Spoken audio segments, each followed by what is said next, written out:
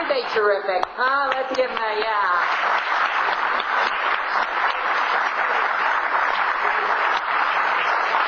Let me say you're terrific too, considering this was after lunch. We've got maybe 5 minutes for questions, but let's take 1 minute to stand up and move about and shake, rattle, and roll for a second.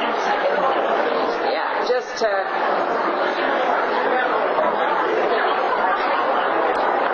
We're going to have another break in 5 minutes before the next panel. So let me remind you that for anything extended, we do have these great breakout sessions this afternoon. But there are 2 microphones here, so anybody that has a question, you can direct it generally or direct it to someone specifically if you want to just come up and ask it.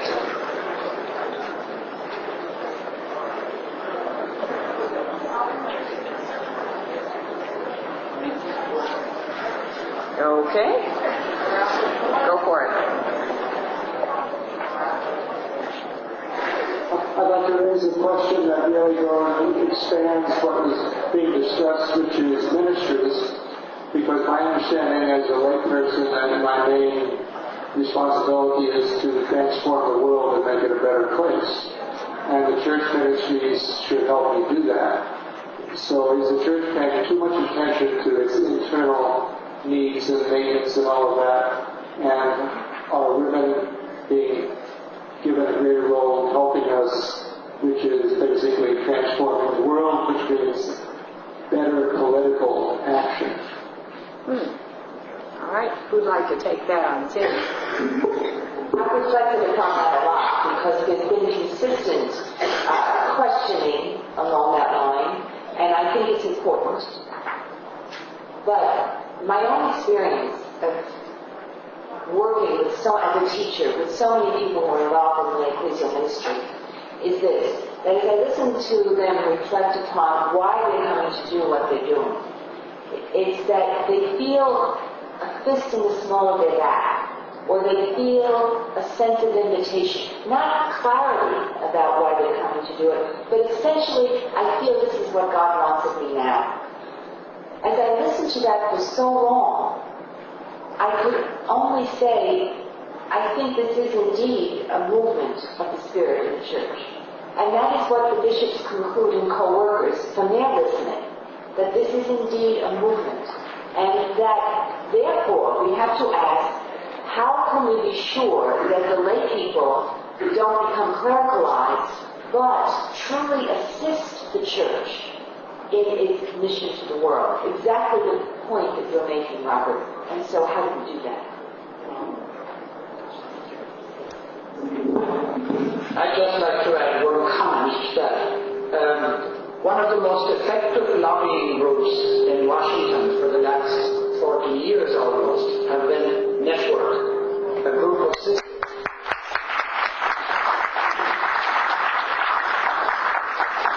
They are well known on the Hill as people who have no personal agenda but who dedicate themselves to looking out for the poorest of the poor and the voiceless. And a lot of women religious have gone into ministry, prison ministry, ministries to the poor.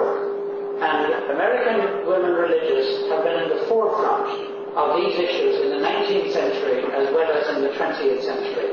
So I think in a way you have to have both movements. The internal movement of women and to control their own religious orders and destiny to a greater extent, and also their involvement in the ministry of the whole church. And I very much agree with you that that should be transforming the world. Okay. Thank you. We'll take the 2 questions that are at the microphones, but that'll have to be it. So we'll start over here. I'm just wondering whether the bishops and seminaries and people like this, are they really aware of the real history of the Christian movement? I mean, this whole idea that Jesus ordained the people at the Last Supper and whatnot, it's so prevalent. I mean, isn't there any way of teaching the truth? Well, I hope so. We try. I think there are enough bishops who are aware that there ought to be more. I think in terms of seminaries, it might depend on where and how they're taught. And this is really a matter of ideology, not history. And that's one of the difficulties about it. And What you're saying is the wish is falling to the floor. well, yes, They want it to be that way. they do want it to be that way. I think some do, some don't. But I think it's part of a larger question. It is this question about priesthood and so on. But the larger question is Catholicism, especially, has just not come to terms with history. Period. And Protestants have been working on it a lot longer, theologically. So there's hope, but boy, it's a lot of work. And let me throw in a book to recommend on that that's hot off the press, because I just interviewed the author this week. It's called A People's History of Christianity by Diana Butler Bass. And you find out some very interesting facts in there from the grassroots. And final question. I'm intrigued by this idea of claiming our ministerial role as lay people. And wondered if there's been any papal cyclicals on that topic. And I did hear you refer to co-workers. Is that a recent document? I missed it, a recent document coming out of the bishops. The United States bishops voted that document in November of 2005. There is nothing on a papal level that looks at this phenomenon. This is something not only in the United States. There are various other countries that have similar developments to our own, but patterns across the world vary. But in this country, our bishops have affirmed this. I think this is a CDF document, and it's a document on instruction on collaboration of the faithful with the sacred ministry of priests. That document is very long, and it spends a whole long time telling lay people why what they're doing is not this, not that, not the other thing. And it's kind of the negative image of co-workers does a better job of that. And one of the questions is going to be what's going to sort of carry the day down the road. You can find this on the Vatican website. I would just add, the great numbers of American bishops have simply ignored that document. And in part, Bishop Hoffman of Toledo had gone to Rome to receive the document. Apparently that's protocol. And when he came back, he said that in speaking to various people in Rome, this document wasn't about the United States Church. And he told that to the Bishops' Conference in public at one of their meetings.